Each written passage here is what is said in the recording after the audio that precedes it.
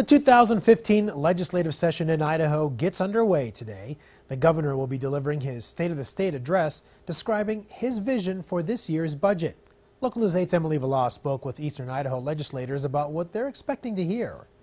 There are a couple of things legislators seem to agree on this session. I'm excited that education will be at the top of the agenda. I think we're going to see some significant increases in public education funding. I think education will be one of the big ones. I think transportation will be in there too. Even among some of my more conservative colleagues, we're seeing the need for some kind of increase in highway funding. Whether that be with fuel taxes or registration fees or some combination of various things. Topics like taxes, add the words, Medicaid expansion, and many more will of course come up, but today we'll learn what Governor Butch Otter finds most important in the State of the State address. Seems like there's always a surprise or two in the State of the State. And the governor has made some commitments, as well as the legislature has made some commitments to help better fund education. I hope to hear that he wants us to keep working on the education task force recommendations. I don't know if he'll prioritize anything. It would be nice if he would. Representative Van Orden is taking on a new role as vice chair of the House Education Committee, and she's prepared for another big change this year, a new state superintendent. I am so open and ready to share this vision with everybody. I've just read a couple of articles about Superintendent Ibarra and what her priorities are. And it's been a little bit of a mystery, as everybody can tell.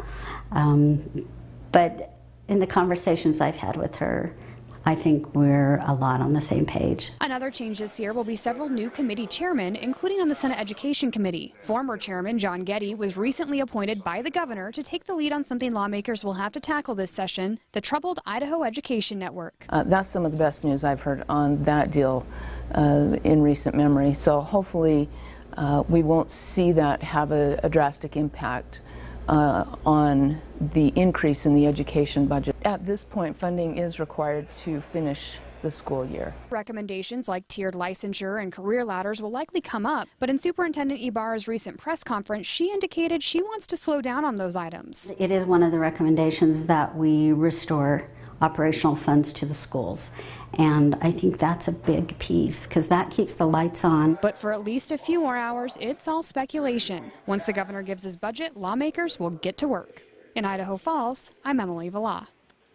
Our very own Carol Honus will be at the Capitol all day long today to give us updates on the first session as well as the governor's address. Be sure to tune in today at noon for a live report.